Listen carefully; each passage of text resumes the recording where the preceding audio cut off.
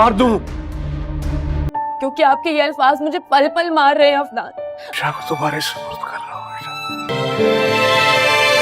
83 episode में ये दिखाया जाता है कि अफनान रमशा के पास आते हो, बोलते कि मेरे बाबा के कमरे में क्या कर रहे हो। रमशा बोलती है कि मुझे मामू जान की याद आ रही थी। तो अफनान बोलते हैं कि आपकी वजह से मेरा बाबा चला गया है, दिल तो चाहता है कि मैं तुम्हें मार दो और इतना तकलीफ दो कि तुमने मेरे बाबा को जिस तरह दिया और वो दुनिया से रुखसत हो गए। इसके दौरान अफनान कासिम साहब की वो बातें याद करते हैं जो कासिम साहब बोलते हैं कि रमशा का ख्याल रखो वरना मैं आपको नहीं छोड़ूंगा क़यामत के दिन।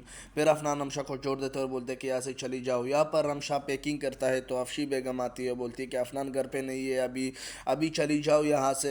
रमशा बोलती है कि मैं आपके कहने पे नहीं जाऊँगा लेकिन मैं ख़ुद यहाँ नहीं रुकना चाहती। अफशी बेगम उसको थप्पड़ देती है और रमशा बोलती है कि अपने ज़ुबान और हाथ को लगाम दो वरना मैं ये भूल जाऊँगी कि आप मामू जान की बहन हो। यहाँ पर अफशी बेगम अलीज़े को सब कुछ सच बता देता है। अलीज़े भागती हुई आती है कि तुमने उसको बोला क्यों नहीं। अफशी बेगम बोलती है कि वैसी वो जा रही घर से। इसके दौरान रमशा आती है और रमशा उसको बोलती है कि आप दोनों की खैर नहीं, मैं तो यहाँ से जा रही हूँ लेकिन वापस ज़रूर आऊँगा अपने सफाई साबित करके। अलीज़े बोलती है कि ऐसी कोई बात नहीं है, आप किस तरह साबित करोगे। रमशा बोलती है कि मेरा रब ही साबित करेगा ये सब कुछ। अलीज़े बोलती है कि यहाँ से जल्दी चली जाओ वरना मैं धक्के देकर बाहर निकाल दूंगा। तो अफशी बेगम उसको बोलती है कि आप कुछ नहीं कर सकती। इसके दौरान रमशा जिसी जाती है तो अफनान उसका बैग पकड़ लेता है, उसका हाथ भी, बोलती है कि आप कहीं नहीं जा रहे। रमशा बोलती है कि मुझे जाने दो अफनान। अफनान बोलते हैं कि नहीं। अफनान अफशी बेगम और अलीज़े को बोलती है कि ये इसका ही घर है, अब यही रुकोगी। रमशा बोलती है कि अपना हुक्म अपनी बीवी पर जताओ, मुझ पर नहीं, मैं आपका ग़ुलाम नहीं हूँ और मुझे जाने दो। अफनान बोलते हैं कि अगर आप इसको ज़बरदस्ती समझो या कुछ और, आप यही इस घर में रहोगी। और इस बात से अलीज़े और अफरीन बहुत गुस्सा होती है, वहाँ से चली जाती है।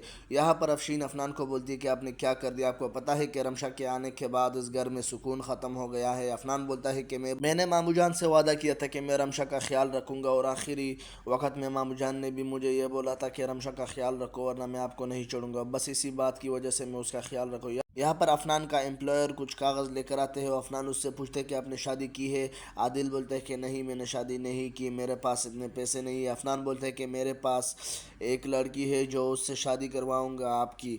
तो दोस्तों यहाँ पर रमशा के पास आते हैं अफनान और उसको बोलता है कि आदिल बहुत अच्छा इंसान है और वो आपसे शादी करने के लिए राज़ी है। रमशा बोलती है कि आपकी हिम्मत किस तरह हुई मेरे मामलों में इंटरफेयर करने की।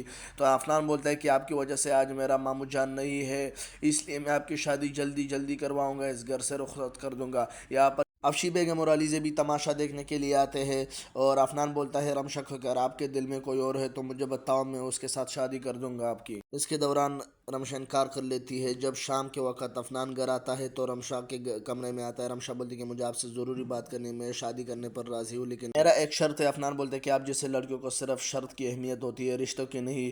खैर बोलो।